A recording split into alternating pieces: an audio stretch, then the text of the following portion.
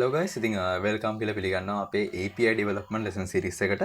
ඉතින් මේ අපේ පස්වෙනි වීඩියෝ එක මේ වීඩියෝ එකේදී අපි කතා කරන්න බලාපොරොත්තු වෙන්නේ කොහොමද මේ වෙබ් එක වට කරන්නේ සහ විවිධ HTTP request methods ගැන. හරි එහෙනම් අපි වැඩි කතා නැතුව අපි වැඩේ පටන් ගමු. හරි ඉතින් හිතන්න උදාහරණයක් විදිහට ඔයා යනවා YouTube එකට. YouTube එකේ වීඩියෝ එකක් බලන්න යනවා ඔයගොල්ලෝ. ඉතින් මේ සිද්ධිය පොඩ්ඩක් අපි මේ client server architecture එකට දාලා බලුවොත් මේ පැත්තේ ඉන්නවා client නේද? client කියන්නේ ඔයා. ඔයානේ මේ request එක දාන්නේ. මේ පැත්තේ ඉන්නවා server එක YouTube server එක කියලා හිතන්නකෝ. දැන් ඔයා ඔයාගේ PC එකේ ඉඳන් server එක පැත්තට YouTube server එකට request එකක් කරනවා මට මෙන්න මේ වීඩියෝ එක අරන් දෙන්න කියලා. හරිද? එතකොට client ගේ පැත්තේ කියන්නේ ඔයාගේ පැත්තේ ඉඳන් server එක පැත්තට යනවා HTTP request එක. request message එක. හරිද? මට මෙන්න මේ වීඩියෝ දෙන්න කියලා. හරිද? එතකොට server එක පැත්තෙන් එයාලගේ database වල අදාළ වීඩියෝ තියෙද නැද්ද කියලා බලලා වීඩියෝ තියෙනවා නම් ඔයාට ඒ වීඩියෝ එක ලබා දෙනවා. වීඩියෝ නැත්නම් ඒත් කියනවා මේ වීඩියෝ එක නැහැ කියලා. ඉතින් ඒක යන්නේ HTTP response message එකක් විදිහට. ඉතින් සරලව ඔන්න විදිහට තමයි මේ වෙබ් එක වැඩ කරන්නේ. client server architecture එක යටතේ client ගේ පැත්තේ ඉඳන් server එක පැත්තට request එකක් යනවා. ඉතින් resource එකක් ඉල්ලලා ඉතින් ඒ resource එක තියෙනවද නැද්ද කියලා බලලා ඔයාලට HTTP response එකක් විදිහට යදා resource එක තියෙනවා නම් ඒක ලබා දෙනවා. ඉතින් මේ විදිහට තමයි සරල වෙබ් එක වැඩ කරන්නේ. ඉතින් අපි මුලින්ම දැනගන්න ඕන මේ response එකේ මේ request එකේ තියෙන්නේ මොනවද? මේ response එකේ තියෙන්නේ මොනවද? මේකේ structure එක මොන වගේද කියලා අපි දැනගන්න ඕන. ඉස්සරහට API development කරන්න නම්. හරි. එහෙනම් අපි පොඩ බලමු මේ request එකක තියෙන structure එක මොන වගේද කියලා. හරි. ඉතින් සරලව මේ තියෙන්නේ HTTP request එකක structure එක.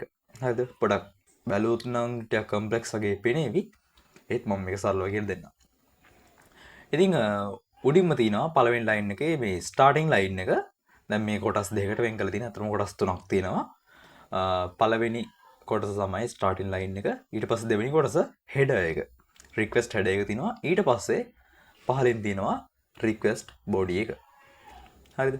ඉතින් අය පොඩ බලමු මේ මොනවද තියෙන්නේ කියලා.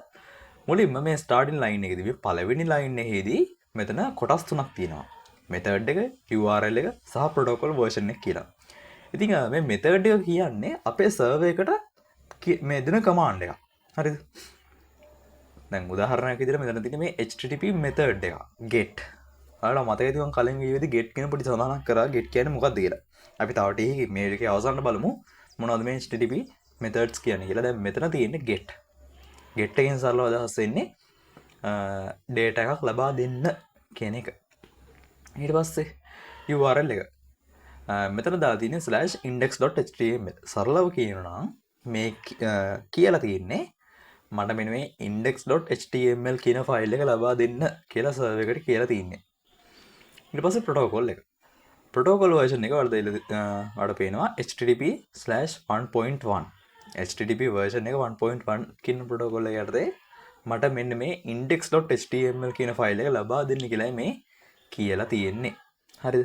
සරලව කෙටියෙන් තමයි කියලා තියෙන්නේ. ඉතින් මේකේ සෑහෙන දේවල් තියෙනවා. මේ HTTP protocol එක කියන්නේ මොකද්ද ගැන සෑහෙන කතා කරන්න පුළුවන්. ඉතින් වැඩි කම්ප්ලෙක්ස් කරන්න අවශ්‍ය නැති ඉඳන් මම කතා කරන්නේ නැහැ. හරි. ඊට පස්සේ අපි header එක පැත්තට ආවොත් header එකේ දේවල් කීපයක් තියෙනවා. host, ඊට පස්සේ use agent, accept language, accept charset, connection. ඔය විදිහට තව ගොඩාක් තියෙනවා මේ වගේ headers. හරිද? ඔය විදිහට දීලා තියෙනවා. ඊට පස්සේ body එකක් තියෙනවා. දැන් get request එක සාමාන්‍යයෙන් body එකක් නැහැ. තියෙන්න පුළුවන්. ඒකට ඉතා කලාතුරකින් අවස්ථාවක. නමුත් බොහෝ විට get request එක body එකක් නැහැ. අපි එහෙම දාන්නේ නැහැ. හරිද? අපි ටිකක් බැලුවොත් මේ ටිකක් අර post method එකක් වගේ එහෙම බැලුවොත් body එකක් තියෙන. alright. දැන් මේ තියෙන්නේ post request එකක්. බලන්න මුලින්ම මේ පළවෙනි line එක දාලා තින්නේ starting line එක. ඉතින් එතන මුලින්ම දාලා තිනවා HTTP method එක post කියලා ඊට පස්සේ දීලා තිනවා endpoint එක. endpoint එක කියන්නේ සරලව URL එක කියලා හිතන්නකෝ. URL කියන්නේ අපි ඒකට URI. Uniform Resource Identifier කියලා කියන්නේ. ඊට පස්සේ මෙතනින් දීලා තිනවා HTTP/1.1. ඒ කියන්නේ protocol version එක. හරි. ඉතින් starting line එකේ දේවල් ටික තමයි තියෙන්නේ. දැන් මෙතනත් ඔයගොල්ලෝ බලන්න පුළුවන්. HTTP method එක තියෙනවා, endpoint එක තියෙනවා. ඊටත් එහා පැත්තේ එක දාලා නැහැ මේ protocol version එක. ඊට පස්සේ header එක තියෙනවා. request header එක. දැන් මෙතන host ඊට පස්සේ තව custom header එකක් තියෙනවා. content type කියලා එකක් තියෙනවා. ඒ කියන්නේ මේ request එකේ type එක මොන වගේද කියලා. content එකේ type එක මොන වගේද කියලා තමයි මෙතන කියලා තියෙන්නේ. application JSON. මේ JSON content එක තමයි මේ request එකේ යවන්නේ. හරි. ඊට පස්සේ body එකක් තියෙනවා. මේ request එකේ body එක. හරිද? දැන් මෙතන දාලා තියෙන්නේ මේ සරලව මේ user කෙනෙක්ගේ විස්තර මේ. user name එක new user 1 site role එක publisher කියලා දාලා තියෙනවා.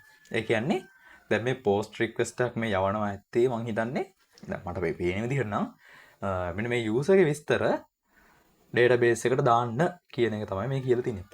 post request එකෙන් කියන්නේ database එකට data දාන්න කියන එක තමයි සරලව කියන්නේ. හරිද? save කරගන්න වගේ දේවල්, submit කරන්න වගේ දේවල් තමයි අපි post request එකෙන් කියන්නේ. post method එකෙන්. හරි. ඉතින් ඔන්න ඔය විදිහට තමයි HTTP request එකක් වැඩ කරන්නේ. ඉතින් response එකත් ඉතින් මීට සමානව තමයි වැඩ කරන්නේ. හැබැයි මීට වඩා පොඩ්ඩක් වෙනස්. HTTP response content එක දැන් මේ දාලා තියෙන්නේ. ඉතින් බැලුවොත් අපි status line එක නැත්නම් starting line කියලා කියනවා. මෙතන ටිකක් වෙනස්. අපි request පැත්තට ගියොත් request එක පැත්තේ මොනවද තිබ්බේ? request එක පැත්තේ තිබ්බා HTTP request method එක. ඊට පස්සේ URL එක. ඊට පස්සේ protocol version එක. ඉතින් request එකට method එකක් අවශ්‍ය නැහැ. URL එකකුත් අවශ්‍ය නැහැ. ඉල්ලන කෙනාට තමයි දෙන්නේ. හැබැයි URL එක යට අවශ්‍ය වෙන්නේ නැහැ. protocol version එකත් කොහොමවත් අදාළ නැහැ. ඉතින් අන්න ඒකින්ද මෙන්න මේ response එකේ ඒව නැහැ. response එකේ ප්‍රධාන වශයෙන් තියෙන්නේ මෙන්න මේ status code එක. මෙන්න මෙතන දාලා තිනවා HTTP protocol එක සහ 201 created කියලා. මේ තියෙන්නේ status code එක. මේ වගේ HTTP status code වර්ග තියෙනවා. එක එක response code කියලා තියෙනවා. 200කින් කියනවා okay. ඊට පස්සේ 200කින් කියනවා created. තව ඔයගොල්ලෝ හොඳටම දන්නේ තියෙනවා 404 කියන්නේ 404 not found. ඉතින් ඔන්න වගේ response code සෑහෙන තියෙනවා. අපි ඒවා ඉස්සරහට බලමු. දැන් මෙතන මේ දාලා තින්නේ response එකේ status එක. ඊට පස්සේ response එකේ header එකක් තියෙනවා හැමතිස්සෙම. හරිද? response එකේ header එක දැන් මෙතන දාලා තියෙනවා server එක. මේ response එක ඉන්නේ කොහේ ඉඳලාද? මොන server එකේ ඉඳලාද? දැන් මේක නම් Apache server එකක්. ඊට පස්සේ content length එක දාලා තියෙනවා. ඒ කියන්නේ මේ body එකේ තියෙන content එකේ character length එක දාලා තියෙනවා 88යි කියලා. ඊට පස්සේ content type කියන එක response එක විදිහට යන්නේ මොන වගේ content එකක්ද කියලාත් මෙතන දාලා තියෙනවා. application JSON කියලා connection closed කියලා වැටලා තියෙනවා. ඊට පස්සේ empty line එකක් වැටලා තියෙනවා. ඊටත් පස්සේ පහළම තියෙනවා response body එක. හරිද? response body එකේ තර කලින් කතා කරපු request body එකේ වගේ මෙතන දාලා තිනවා JSON එකක් message user successfully created. ඊට පස්සේ user ගේ details ඇවිල්ලා තියෙනවා. ඉතින් සරලව request එක සහ response එකේ structure එක මෙන්න මේ වගේ. ඉතින් තව විස්තර තියෙනවා. අපි පස්සේ කතා කරමු. ඊළඟට අපි කතා කරමු මොනවද මේ HTTP request method කියන්නේ කියලා. ඉතින් කලින් වීඩියෝ එකේදී වඩා අහුණා get එක. මම මේ වීඩියෝ එකේත් කතා කරා post ගැන. මම කලින් වීඩියෝ එකේදී ලොකුට කතා කරන්න ගියේ නෑනේ. මෙන්න මේක තමයි වෙන්නේ කියලා මම කෙටියෙන් කිව්වා. ඉතින් පොඩ බලමු මෙන්න මේ request method මොනවද කියලා. අපිට ප්‍රධාන වශයෙන් අවශ්‍ය වෙන්නේ මෙන්න මේ කියන request method ටික විතරයි. දැනට මුලින්ම අපිට ඕන කරනවා get. අපි කලින් වීඩියෝ එකේදී කතා කරා. ඊට පස්සේ post. ඊට පස්සේ put. ඊට පස්සේ patch. ඊට පස්සේ delete. ප්‍රධාන වශයෙන් අපිට පහයි අවශ්‍ය වෙන්නේ. හරි. ප්‍රධාන වශයෙන් අපිට request method පහක් විතර අවශ්‍ය වෙන්නේ. නමුත් ඔක්කොම 9ක් තියෙනවා. මම ඒවා පස්සේ edit එකේ දාන්න screen එකේදී ඔයාලට බලන්න පුළුවන් වෙන නැත්නම් මම ඒකේ article එක පහලින් attach කරන්න. හරි. අපි මුලින්ම බලමු මොකද්ද මේ get රික්වෙස්ට් එකක් කියන්නේ කියලා. get request එකේ සරල අදහස වෙන්නේ data fetch කිරීම. database එක පැත්තෙන් data fetch කිරීමක් තමයි get request එකෙන් වෙන්නේ. හරිද? ඒ කියන්නේ අපි client ගේ පැත්තේ ඉඳන් server ගේ පැත්තට request එකක් යවනවා මට මෙන්න මේ resource එක දෙන්න කියලා. එතකොට අන්න ඒක හැමතිස්සෙම get request එක. හරි. ඊට පස්සේ මොකද්ද මේ post request එක කියලා කියන්නේ? post request එක කියන්නේ හැමතිස්සෙම database එකට හැමතිස්සෙම server එකට data ටිකක් දෙනවා. මෙන්න මේ ටික save කරගන්න. මේ ටික submit කරන්න. හරියට නිකන් අර form එක submit කරනවා වගේ. හිතන්නකෝ user registration form එක. කියන්නේ user කෙනෙක්ව register කරන form එක. එතකොට අන්නේ user ගේ data ඔක්කොම ටික අරගෙන අපි server එකට යවන්නේ post request එකක් විදියට. මොකද අපි ඔය යවන්නේ මේ data ගන්න නෙවෙයිනේ. හරිද? data ගන්න නෙවෙයි. අපි ඒ data ඔක්කොම ටික යවන්නේ අපේ server එකට මේ data ටික save කරගන්න. submit කරන්න. එතකොට ඒක අපි යවන්නේ post method එකේ. හරිද? data submit කරන්න. data save කරන්න තමයි අපි මේ post request එකක් යවන්නේ. ඊට පස්සේ මොකක්ද මේ put request එකක් කියන්නේ patch request එකක් කියන්නේ. මේ දෙක ටිකක් අර සමානයි වගේ පෙනුනට ටිකක් වෙනස්. මේ දෙකම පාවිච්චි කරන්නේ update කරන්න. data එකක් update කරන්න. හැබැයි මේ දෙන වැඩ කරන විදි වෙනස්. මං ඉන්ටර්නෙට් එකෙත් මේක දැක්කා.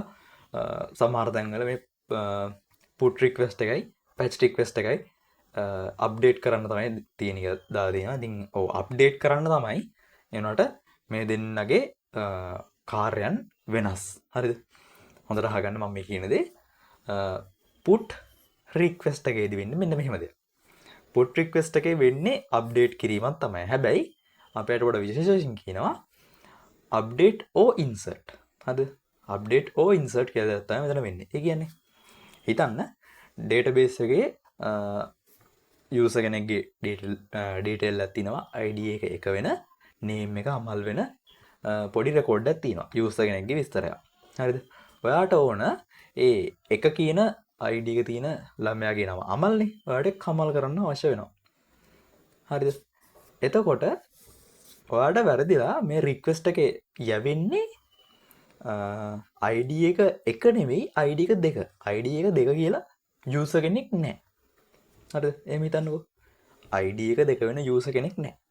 එතකොට ඔයා put request එකක් ගැහුවොතින් server එකට මෙන්න මේ detail එක ID එක දෙකයි name එක කමල් කියලා යවුවොතින් එතන වෙන්නේ මුලින්ම server එකෙන් check කරලා බලනවා මෙහෙම user කෙනෙක් ඉන්නවද ID එක දෙක වෙන කියලා.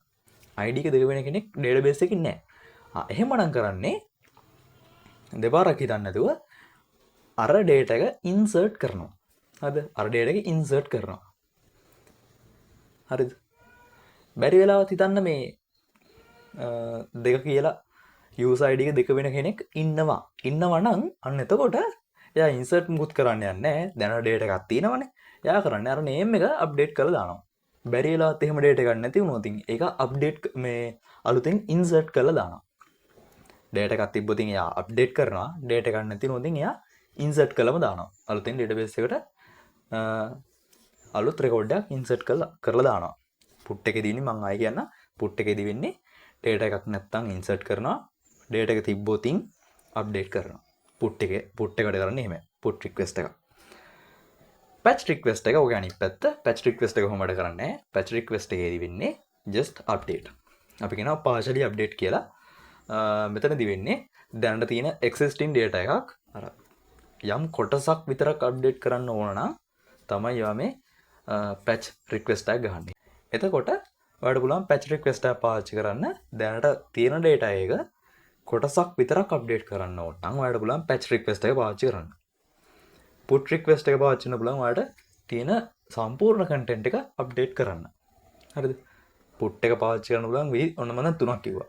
data එක තියෙනවා නම් update කරන්න. data එක නැත්නම් අලුතෙන් insert කරන්න වගේම put request එකේ data එක තියෙනවා නම් සම්පූර්ණ content එකම update කරන්න පාවිච්චි කරන්න පුළුවන්. හැබැයි patch එක පාවිච්චි කරන්නේ partially update තියෙන සම්පූර්ණ record එකම නැතුව record එකේ තියෙන field කිහිපයක් විතරක් update කරන්න ඕන නම් ඔයාලට patch එක පාවිච්චි කරන්න පුළුවන්. හරි. ඔන්න put එකයි patch එකයි දෙකම ඉවරයි. ඊළඟට අපි කතා කරන්නේ අපේ අන්තිම අපි දැනට කතා කරන අන්තිම රික්වෙස්ට් මෙතඩ් එක වෙන delete මෙතඩ් එක ගැන. delete. ඉතින් delete කියන මේ අමුතු මැජික් කතාවක් විතර නැහැ. ඉතින් සරලව වචනෙම තියෙන තේරුම delete කියලා. සරලව අපි කියන රිසෝස් එකක් සර්වර් එකකින් database එකකින් delete කරන්න ඕන නම් තමයි අපි delete request එකක් ගහන්නේ. ඉතින් සරලව මෙන්න මෙච්චරයි කතන්දරේ. get එක පාවිච්චි කරනවා data ගන්න, post එක පාවිච්චි කරනවා data submit කරන්න, put එක සහ patch එක පාවිච්චි කරනවා data update කරන්න, delete එක පාවිච්චි කරනවා data delete කරලා දාන්න. ඉතින් put එක වැඩ කරන්නේ මම කිව්වා put එක වැඩ කරන්නේ ඒක update or insert method එක put එකෙන් වෙන්නේ. ඒ කියන්නේ data එකක් තියෙනවා නම් data එක update කරලා දානවා. data එක බැලලා නැති වුණොත් එයා අලුතෙන් insert කරනවා. patch එකේදී වෙන්නේ අනිත් පැත්ත. patch එකේදී වෙන්නේ data එකක් තියෙනවා නම් විතරයි එයා update කරන්නේ. data එකක් නැත්නම් මෙයා අපිට error එකක් දෙනවා. patch එකෙත් අපිට දැනට තියෙන data එක කොටසක් විතරක් අප්ඩේට් කරන්න ඕන නම් අපිට පුළුවන් patch එක පාවිච්චි කරන්න. ඉතින් ඔන්නෝම තමයි සරලව request method අපිට ඉස්සරහට පාවිච්චි කරන්න සිද්ධ වෙන request method කියන තමයි අපි දැන් කතා කරේ. ඉතින් අපි ඊළඟ වීඩියෝ එකේදී බලමු කොහොමද මේ post API එකක් නිර්මාණය කරන්න කියලා. ඉතින් මම හිතනවා මේ වීඩියෝ එකේ කතා කරපු දේවල් ඔයාලට තේරෙන්නේ ඇති කියලා. ඉතින් අපි ඊළඟ වීඩියෝ එකෙන් ඉක්මනටම හම්බෙමු.